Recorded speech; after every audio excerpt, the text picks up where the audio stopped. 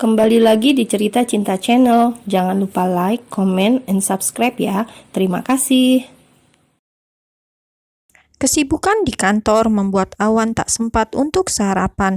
Biasanya ia akan sarapan di sebuah kafe yang bersebelahan dengan gedung kantornya. Namun pagi ini seperti kehilangan selera makan yang ia sendiri tak mengerti apa sebabnya.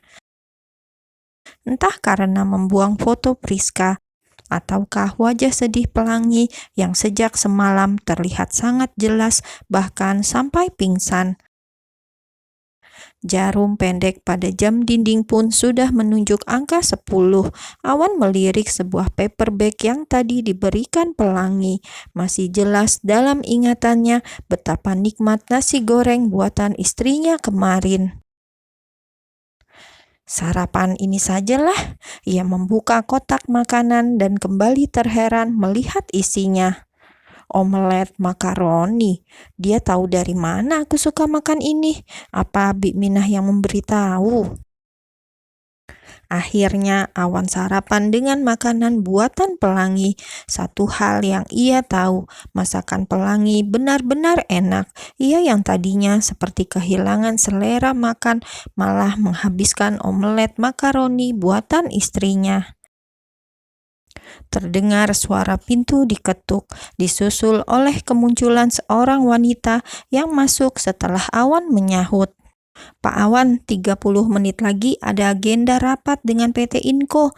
Semua sedang bersiap-siap di ruang rapat. Iya, saya ke sana sekarang. Terima kasih. Awan mempercepat langkahnya menuju ruang rapat. Setibanya di sana, semua orang tampak sedang bersiap.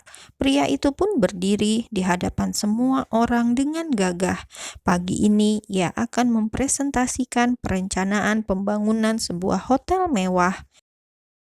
Baru saja mulutnya terbuka untuk menyapa seluruh anggota rapat, ia sudah dikejutkan dengan keberadaan seorang wanita cantik di ruangan yang sama. Awan membeku. Setengah tahun berpisah, terjadi perubahan besar dalam diri wanita itu, yang pastinya jauh lebih cantik.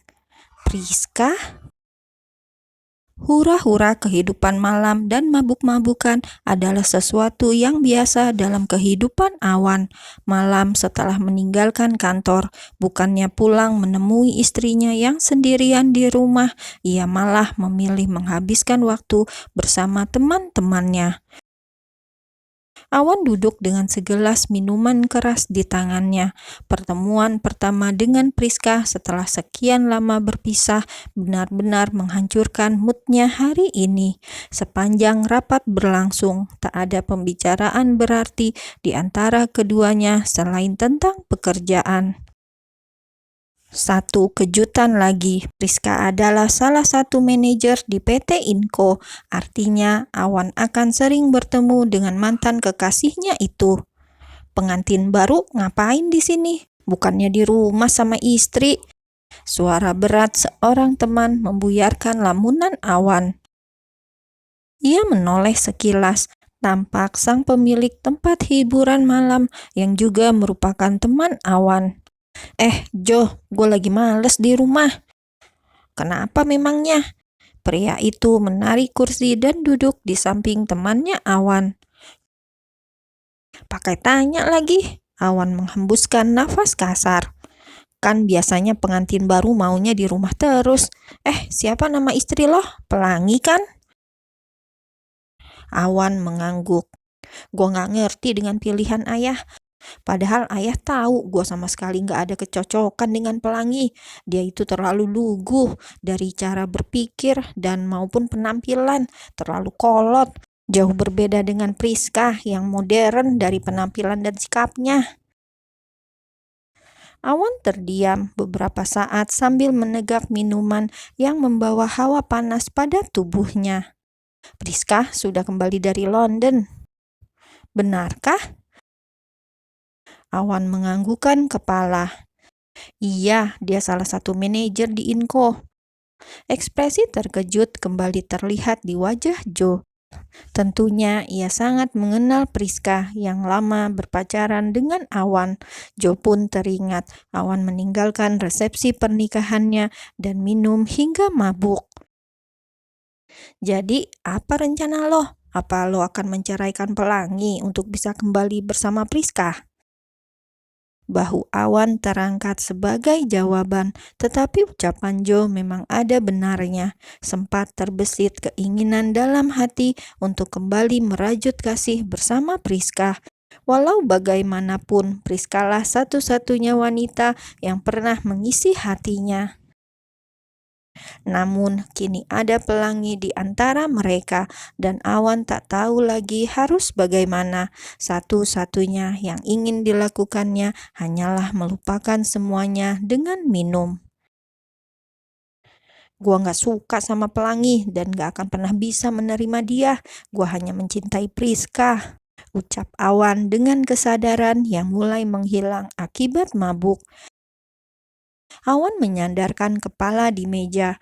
Tanpa disadari olehnya, sepasang mata menatapnya dengan penuh kemarahan. Ada tangan yang terkepal kuat di sana. Jadi seperti ini suami pilihan ayah untuk Kak Pelangi. Zidan dibantu temannya membawa Awan ke mobil. Kemarahan masih tampak sangat jelas dengan tatapan menghujam pemuda itu. Ingin sekali ia hadiahkan kepalan tinju ke wajah pria yang telah menikahi kakaknya beberapa hari yang lalu. Tadi saat dalam perjalanan pulang, ia tak sengaja melihat mobil Awan terparkir di depan klub malam. Rasa penasaran pun timbul. Dalam benak bertanya, mau apa kakak iparnya itu pergi ke sebuah tempat maksiat. Man, bawa saja motornya, aku akan antar kakak iparku pulang dulu, ucap Zidan kepada temannya. Baiklah, kamu hati-hati. Setelah kepergian temannya, Zidan duduk di kursi kemudi.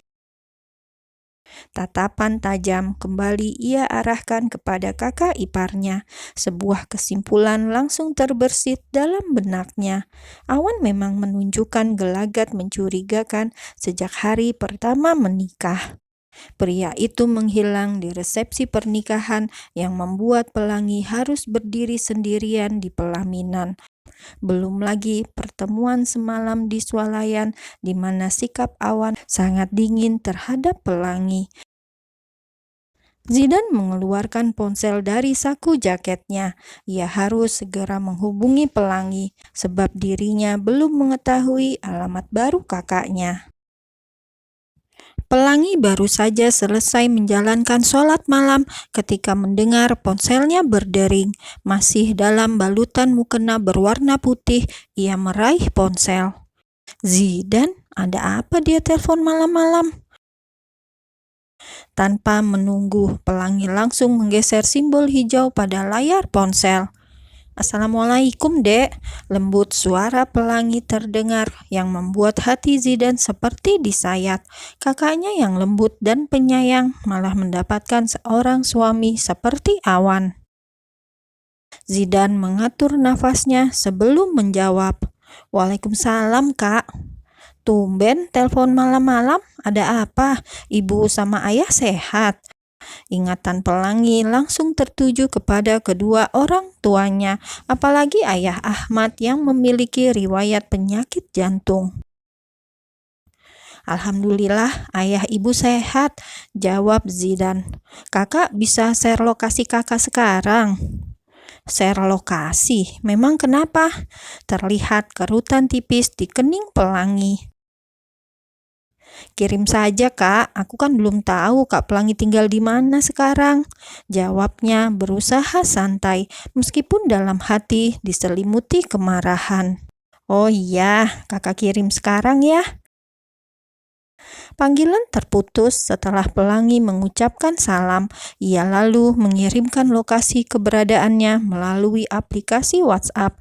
Sedikit heran terlintas dalam benaknya, sebab Zidan tak pernah menghubunginya di larut malam seperti sekarang, apalagi hanya untuk urusan sepele. Terlebih kini Pelangi sudah menikah dan sedang dalam masa pengantin baru. Pelangi menatap jam di ponselnya. Waktu telah menunjukkan pukul 1 dini hari, namun suaminya tak kunjung pulang ke rumah. Mau menghubungi pun tak tahu harus kemana. Pelangi belum memiliki nomor telepon suaminya. Selain itu, ia tak mungkin bertanya kepada mertuanya. Bukankah sangat aneh jika meminta nomor telepon Awan padahal mereka serumah? Pelangi masih terjaga ketika mendengar bunyi klakson mobil beberapa kali. Wanita itu mengintip dari jendela sebuah mobil berwarna putih yang diyakininya adalah mobil sang suami. Kenapa Mas Awan membunyikan klakson mobil? Bukannya pagar di rumah ini pakai remote ya? Meskipun dalam benak bertanya-tanya, namun Pelangi segera turun untuk membukakan gerbang besar itu. Mobil milik Awan pun memasuki halaman rumah. Bola mata Pelangi melebar saat melihat yang turun dari mobil ternyata bukan suaminya, melainkan Zidan, adiknya. "Zidan, kamu?" Suara terdengar. Pelangi gemetar. Bagaimana mobil Awan dibawa Zidan, sedangkan mereka belum begitu dekat. Zidan terdiam beberapa saat menatap kakaknya yang masih menggunakan mukena. Mata Pelangi yang terlihat sembab membuat pemuda itu merasa semakin sesak. "Suami kakak," ucapnya seraya menunjuk ke dalam mobil. Pelangi merasa tubuhnya meremang saat itu juga. Pikirannya sudah mampu menebak bahwa suaminya sedang dalam keadaan mabuk, dan kini adiknya telah mengetahui apa yang berusaha ia tutupi sejak kemarin.